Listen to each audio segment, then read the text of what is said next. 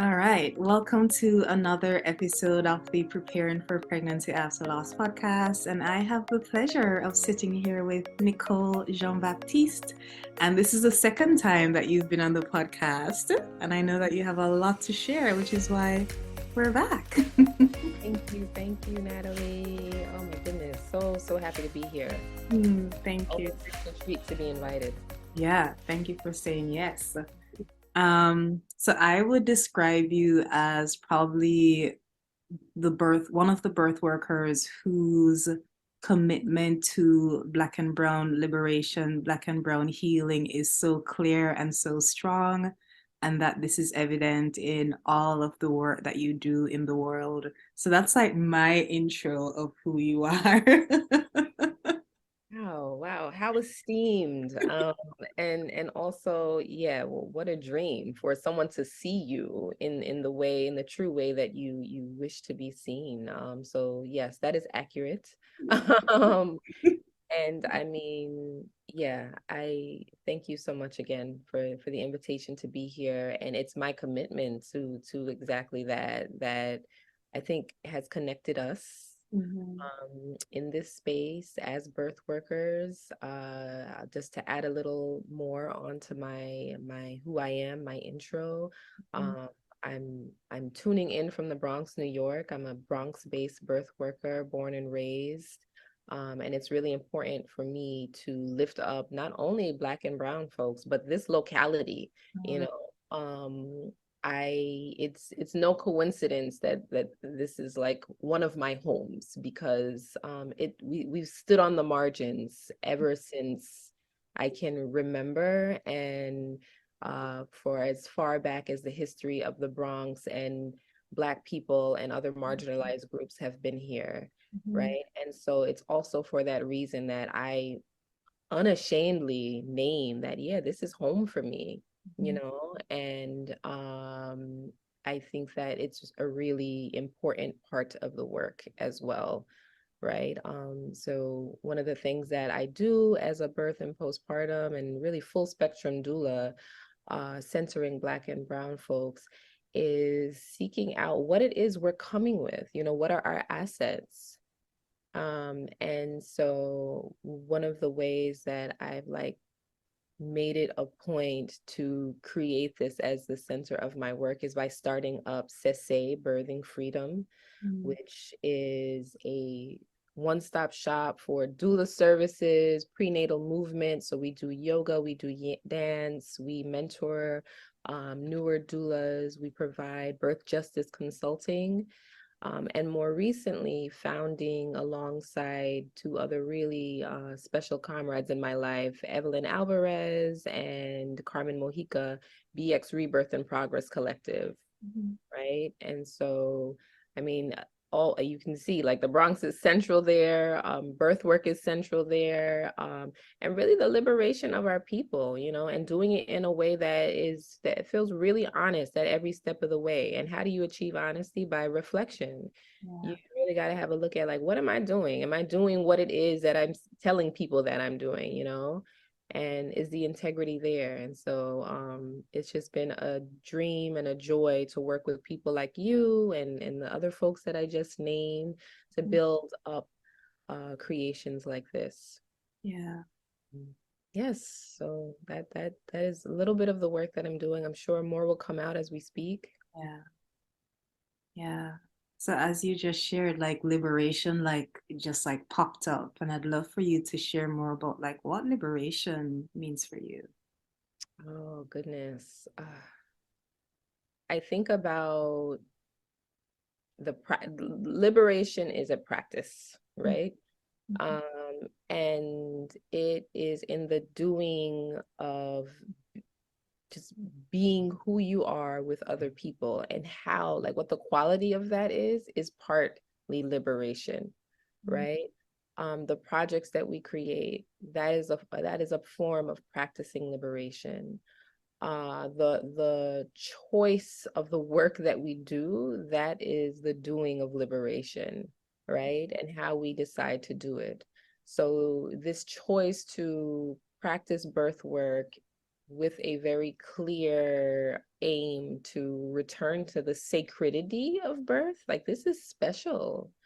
It does not need to be that folks are conditioned to feel like, okay, it has to be completely sanitized because I'm in a now very sterile environment. There's much of the sacredity that we should and we can retain from our ancestors and the traditions that our cultures carried along, right? And so in doing that, that is liberation. Like, we're getting free, I think, today in 2023, it looks a little different because we're in a very different society, yet it's possible. And so it has to be done in the practices that we carry out.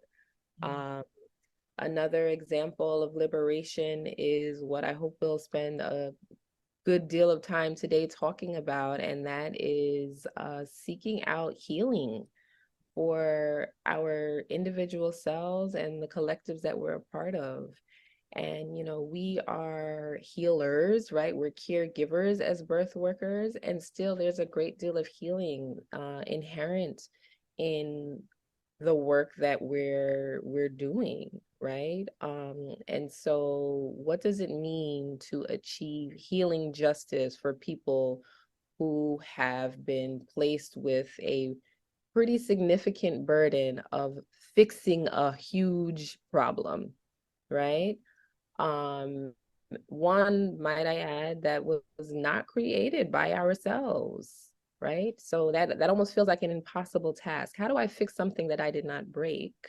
Mhm. Uh, how do I unoppress when I am not the holder and the harm doer, right? The holder of said oppression and the doer of said harm, right? How do we, and if you think about it very simply, like that might be an impossible task. And so what are we actually setting ourselves up for? And how do we take some steps back and do the necessary healing that must be done, right? Um, and so in striving for healing justice, we're also, in my mind, it's very simple. You're striving for liberation. How do you get freer, Yeah. right? And so one of the ways that I'd like to walk toward that with a group of birth workers is through an upcoming retreat that we have. It's called Revel in Rebirth. It's a St. Lucian Carnival retreat for both birth workers and our supporters, our friends. And the idea behind this is exactly that, to free up. Like, that was the basis of Carnival, um, in when it began. And this is what our ancestors had in mind. It was a form of resistance, a form of, you know what, I've I've been oppressed since I could remember. I've been feeling this way since I can remember, living in this way. But today, this moment, no, I'm taking it back. I'm reclaiming. And so, in that spirit, we want to invite birth workers to bask in some of that as well, while also enjoying just what it is to be in community with not only other birth workers, but folks from across the diaspora, right? And so we're hoping that this is a taste of liberation for the folks who take part as well. Yeah. Oh, beautiful. So I got to look at the program that is on the website for the retreat and just like loved the balance between like care. I think I saw like yoga and like community connection or excursions and of course carnival and meals. It just looked like really rich and really nourishing and how necessary it is for birth workers who are the caretakers and the healers to be able to have that level of care themselves.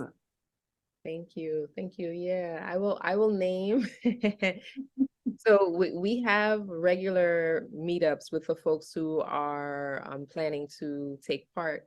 Mhm. And one of the disclaimers that I am always very careful to include is that this is a guide. It's a suggested guide, and there's no shame, no judgment. If you feel like, you know what, I just literally am, I just want to be here in this place and I don't want to have a schedule, that is perfectly fine as well. There is no obligation to we actually have a few people who will not be taking part in Carnival Mm. because that's just their choice, and that's perfectly fine. No shame, no judgment.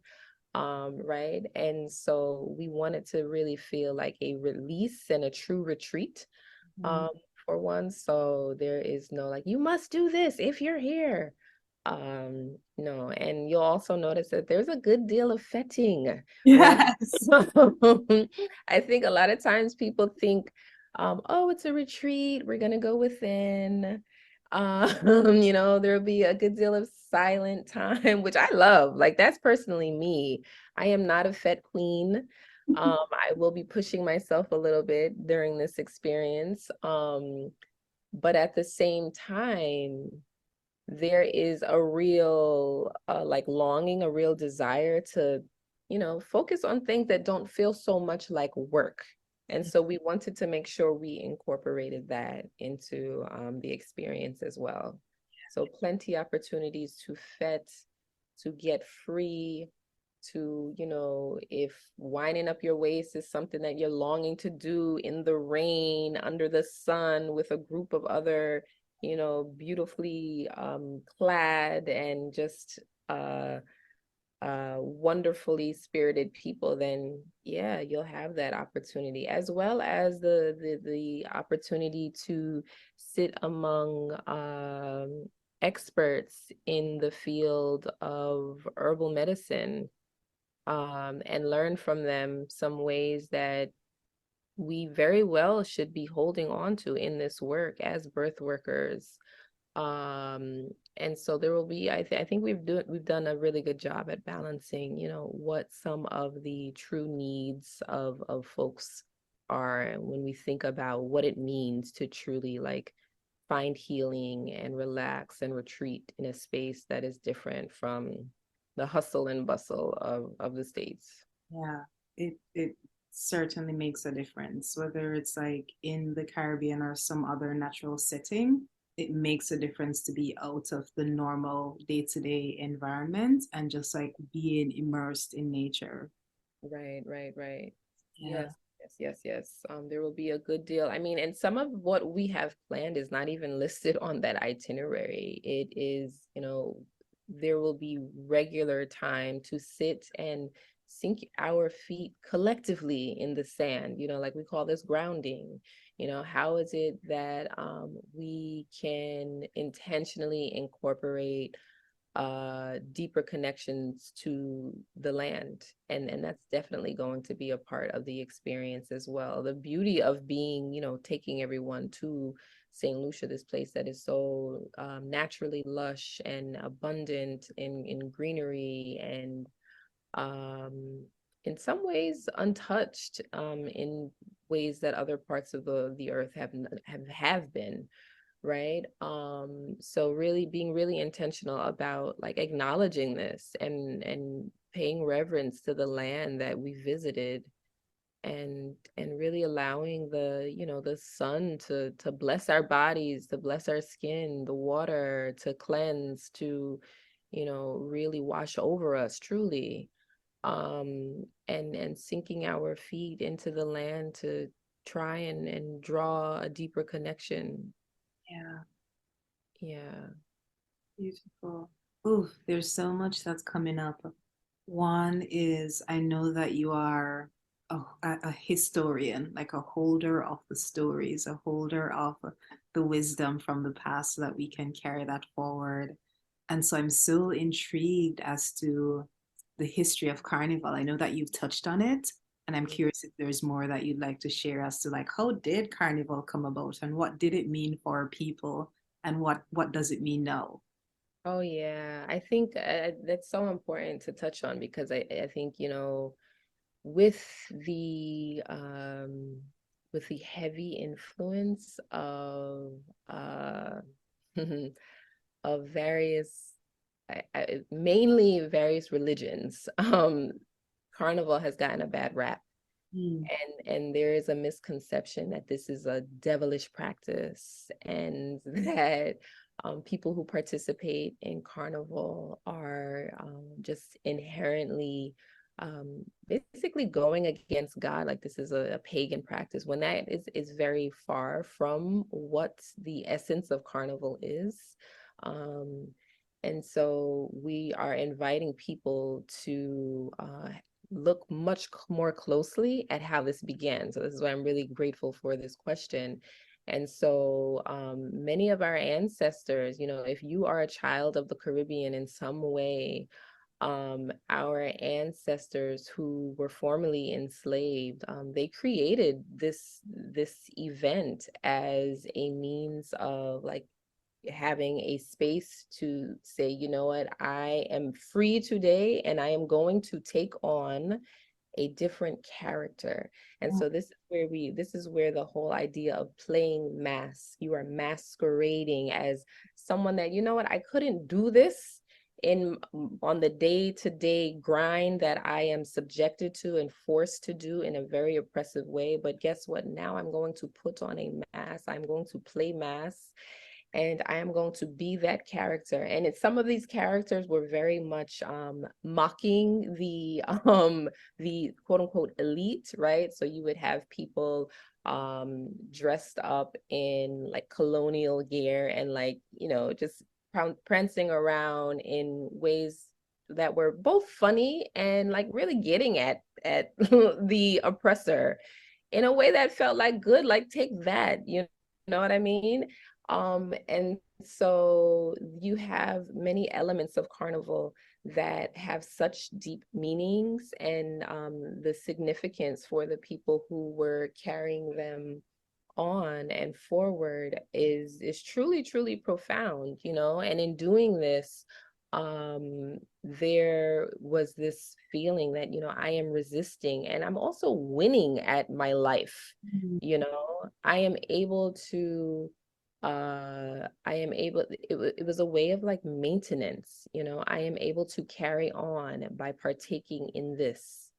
And so having that release was really, really critical for the sustainability of folks who were living in a very oppressive system. And I mean, in many ways, there are parallels to today, right? We still have folks who are living disproportionately uh, in terms of wealth, disproportionately from a very small pocket of society, right? And so how is it that we sustain ourselves, not only physically, but psychologically? Like that's a lot to bear, you know, and it's very hard to understand how that comes to be.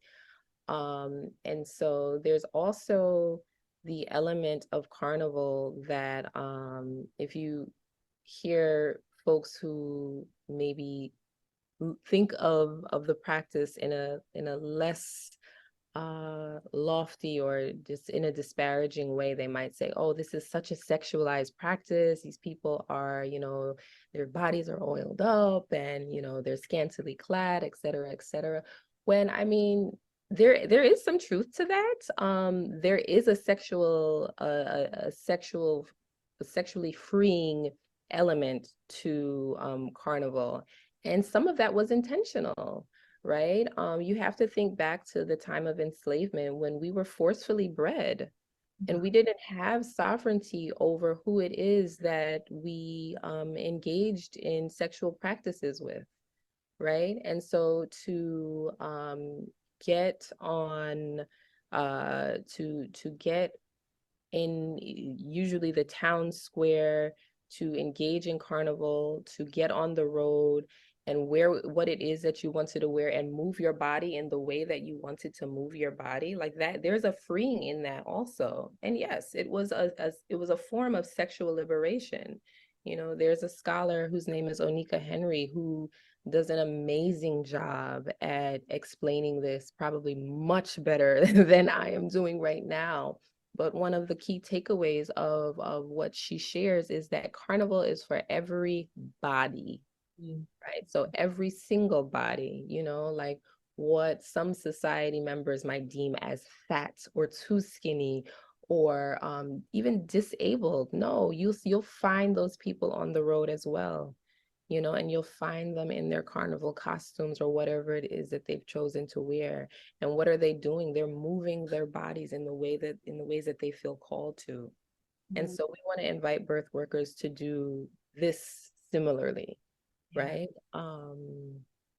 Yeah, so that history it's super, super important. It's also very prevalent and relevant to what we're living in today. Mhm. Oh, thank you for that. There's so many moments of like goosebumps, goosebumps. Um, I'd also like to touch on community or the collective, like the significance of having this done with birth workers in community. Yeah. So one thing that's very striking about there, what's striking about what it means to be a birth worker is that when you find another birth worker, it's just like, oh, this person gets it. This person gets the unpredictable nature of the work that I do, what it means to be on call. They're not automatically questioning, like, why would you want to do that type of work? You know, it's very tiring, potentially draining, i.e., the need for healing. Right?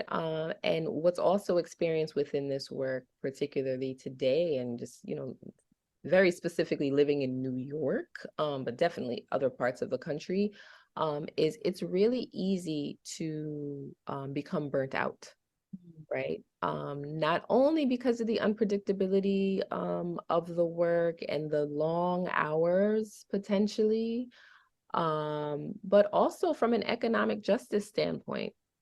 You know, like we are, on the one hand, the goal is to center Black and Brown folks, right? And then in the end, we also want to maintain the true ancestral essence of this work.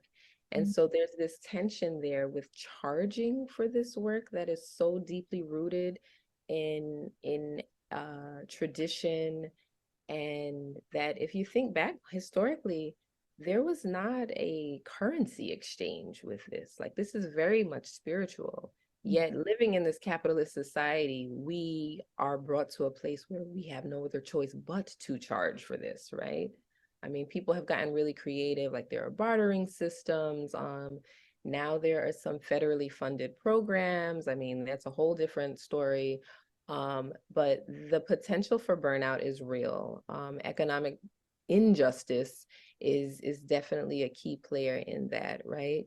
And so when you find your people, you find someone who gets it, it's just like, wow, yes, let's connect. And then the connection you're finding is often very indirect, because being able to like share space uninterrupted is not that common either. So I also am, and I think the other people who are participating in this find it like really remarkable that we will be spending an entire week together as a larger group of birth workers where there are no births to attend. You know, the only birth that we'll be tending to are our potentially our rebirths, you know, the rebirth of our purpose in the work. That's at least my hope for everybody there. And so um, yeah, just really, really,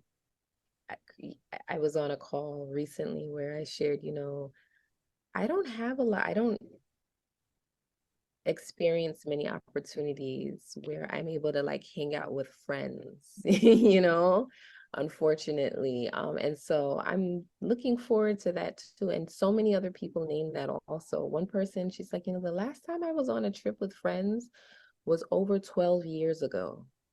Yeah. So we're looking at it as a very much needed opportunity to fellowship with other folks Mhm. who relate to our work. Yeah, yeah. Ugh. So I know that we already touched on elements of the program, the itinerary, and I want to make sure that we don't actually miss anything. So please share just like all of the things that you're already thinking of that are already there and what else might be possible if there's more. Yeah, so there will be intentional guided movement, guided meditation on a near daily basis. And everything is optional. Literally, many of the things, I can't think of one thing where it's just like, you have to go. We'll have an opening or a welcoming dinner for everyone.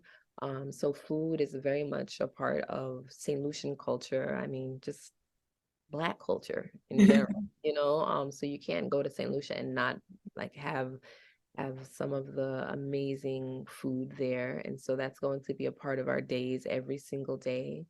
What else do we have prepared? We are going to take a trip to the south of the island where we will meet with a group of Rastafarians and herbal medicine experts who will provide us with a workshop on some of the herbal allies that are particularly helpful during pregnancy and postpartum. What else will we do? There will be intentional time spent on the water. There are at least 2 boat rides that people are invited to partake in. One is an all out, like this is a fete. We're fetting on the boat. I think it's like, I forgot the name of the actual fete. I'm co-organized. This is being co-organized by Chris Bailey. You know Chris.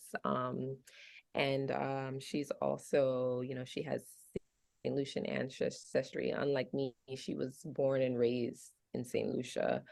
And so she is very much the shepherd of the fetting component of this. So that's why the name of that particular fete escapes me. But there's another opportunity to be on the water. We're taking a boat ride to the south of the island, where we will visit probably one of St. Lucia's most coveted tourist attractions, which is the Twin Mountains, or the Pitons. Um, so we'll visit the Pitons. We will visit the rainforest. We will take a mud bath in the sulfur springs. What else will we do? And just to, again, like, it's lovely to visit the place and say you went there and take the photo, but the overarching aim is to be in community with one another. And so imagine, like, you have this 6-hour excursion, and what you're really doing is you're connecting more deeply with other birth workers, and that's the main goal. I mentioned movement and meditation. I will be guiding a few yoga flows, as well as some other local yoga practitioners who will be doing the same. Let's see, what else will we do? There's carnival Monday and Tuesday, that mostly everyone who is participating will be taking part in. Let's see, what else are we doing? I honestly, countless fetes that people are invited to attend. There are, let's see, did I miss anything? I mentioned the intentional reverence and connection to the land that we'll be participating in. Oh, how could I leave this out? You mentioned, yes, Nicole is an oral historian. We have this plan to contribute to the Birth Workers oral history project that is ideally going to come out of this experience. And so folks are invited to participate in about 1 hour to 90-minute sessions where their oral history will be recorded.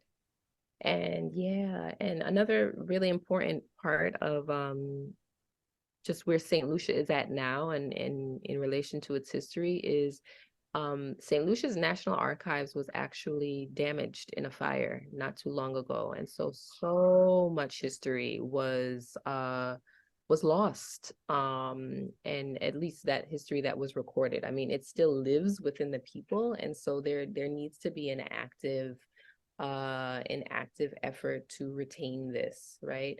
And so there are a total of, I want to say, 3 to 4 people who actually have an ancestral connection to St. Lucia that they know of.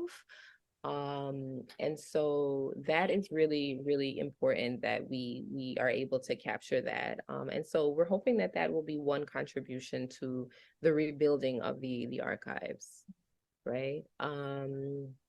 Let's see. I feel like I am missing something. But oh, one thing I haven't mentioned is where we'll be at. We're staying at a place called Windjammer Landing, and this is I mean, there's no other way to say this, but it's one of St. Lucia's most beautiful hotels.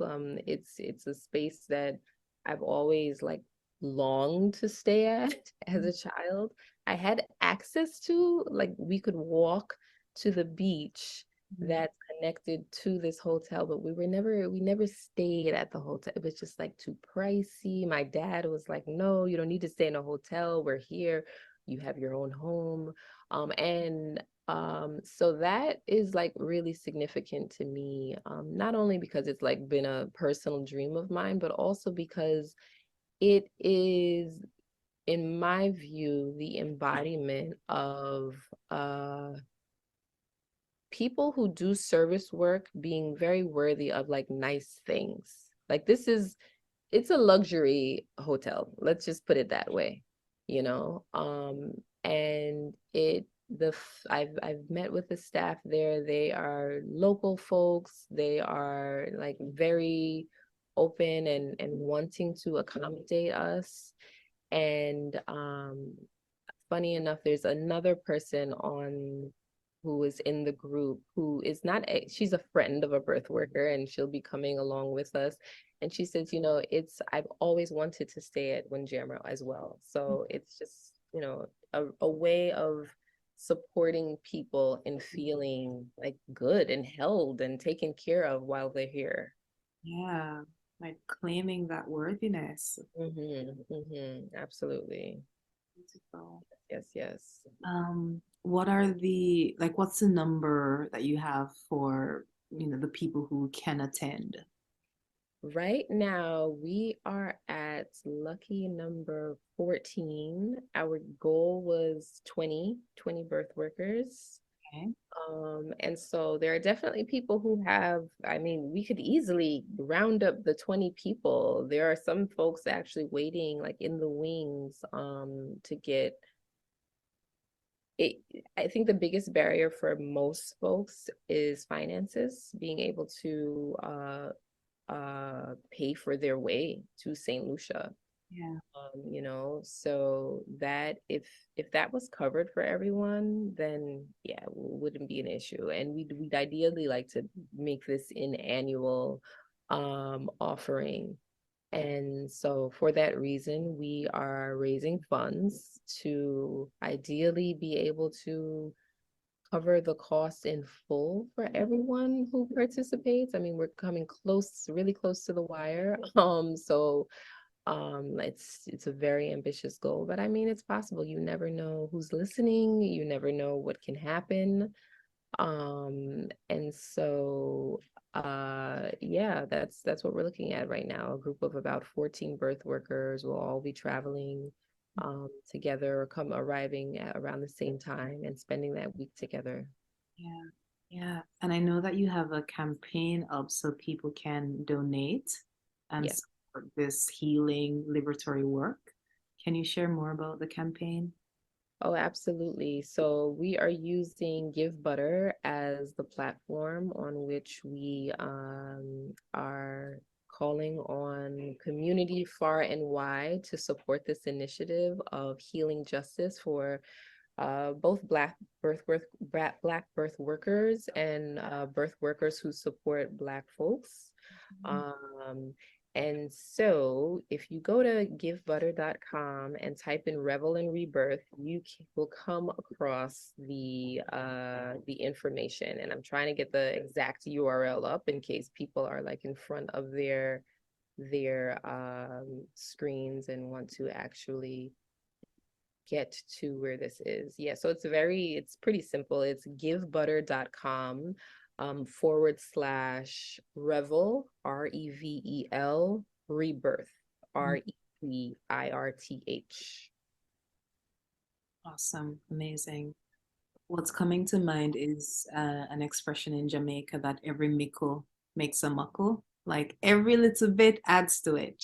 Yes, yes. So any amount that you have as you're listening, feel free to share, to give, to be a part of this healing liberatory work. Yeah, no, you're right about that. You're right about that, Natalie. I mean, we've had this goal of $100,000, and what you'll see on Give Butter is that we've achieved 3% of that goal. So a little over $2,500, close to $3,000 from over 30 people, which is significant for us. And we are very proud of this, and we want to keep going. What is not shown here is a gift that we received from a larger organization in the amount of $10,000. And so that was that allowed us to pay for over 75% of the fee for accommodation at this luxury hotel, which is very, very significant. Yeah.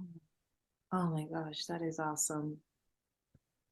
That is Thank awesome. you. Thank Yeah, you. that's reminding me of the times when there was a retreat or something that I know that my soul needed and I wasn't able to afford it. And, there were scholarship opportunities, or whether it was like a full or partial scholarship, and the difference that that made to me to be able to receive that. And so I'm just really wanting to encourage, folks who have the resources, folks who see the value in this work, to support it, because it really does make a difference in how people are able to show up, knowing that they're being nourished, knowing that people see their value and want to keep investing in their well-being.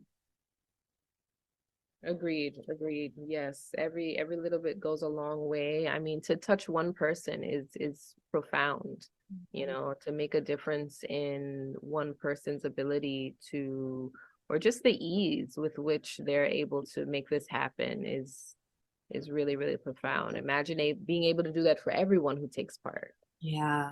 Yeah. And the other thing that's coming to mind is that it extends beyond touching one person, because you all are healers.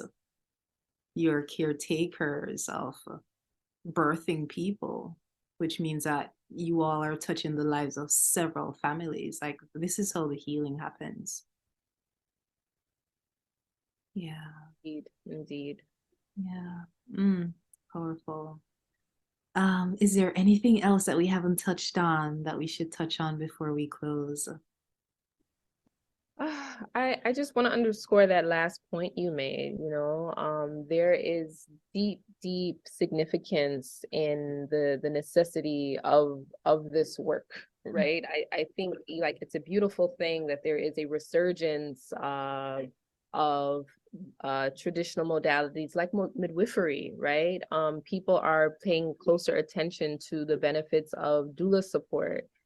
And these things are very, very real. There are many moving parts, and I just want to really drive home that this is an initiative that has the potential to impact many, many, many more people, like literally exponentially, than we are even asking for support for, right? We are asking for the support to pay the way for 20 birth workers. And each of those 20 birth workers, on average, I want to say we're included in our group is one very actively practicing midwife.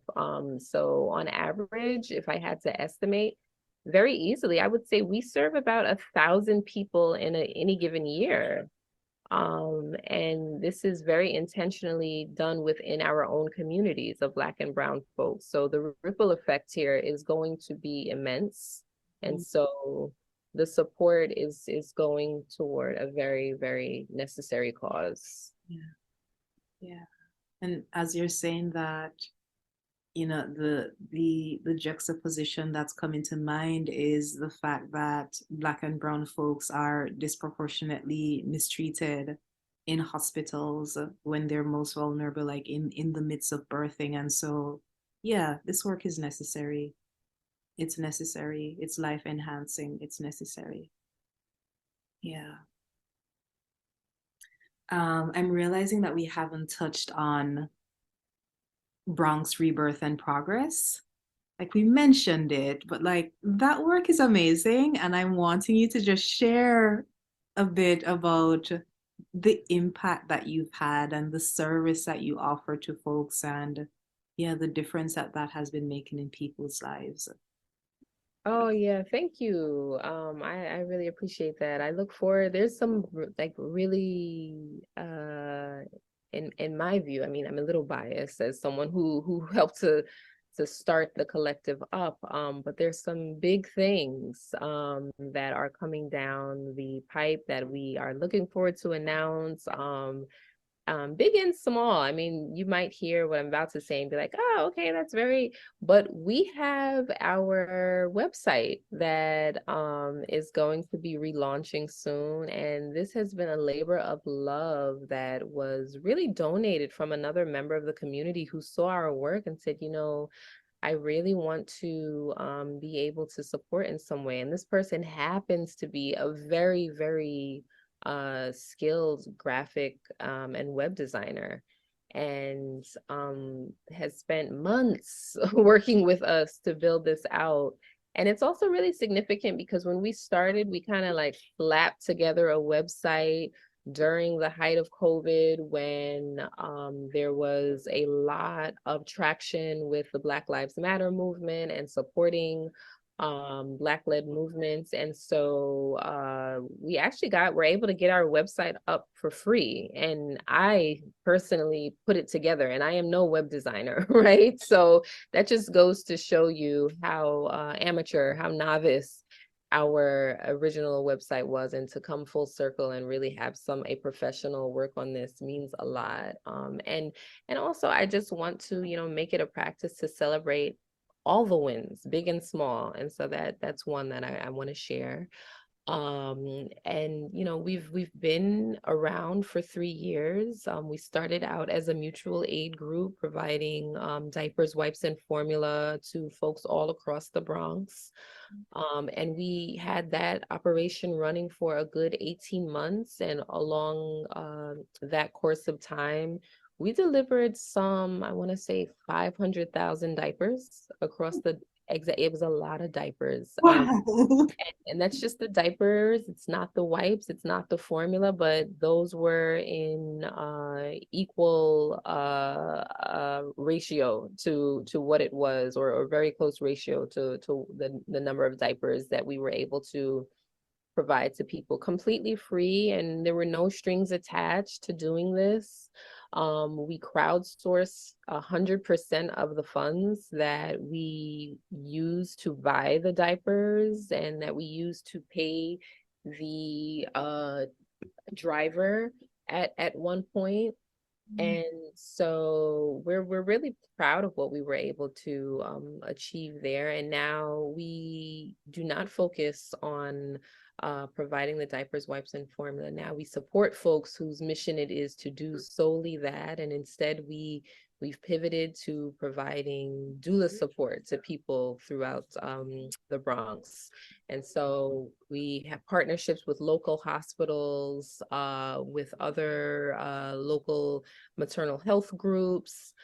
We've expanded pretty significantly. I mean, I think you were among like our first set of doulas, Natalie. And at the time, I think it was about 3 or 4 core doulas, and now we are working with 17. Oh, And yes. Yeah, and we're growing and we're receiving, inquiries from other birth workers in the community who are interested in joining. And so this feels really, really good. And, it's just onward and upward from here. Um, Love it, love it.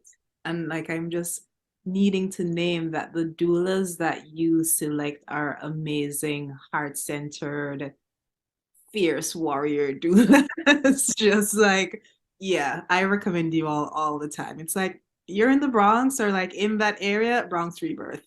oh, thank you so much. Yeah. A Yeah. lot. It really does mean a lot. I appreciate that so much.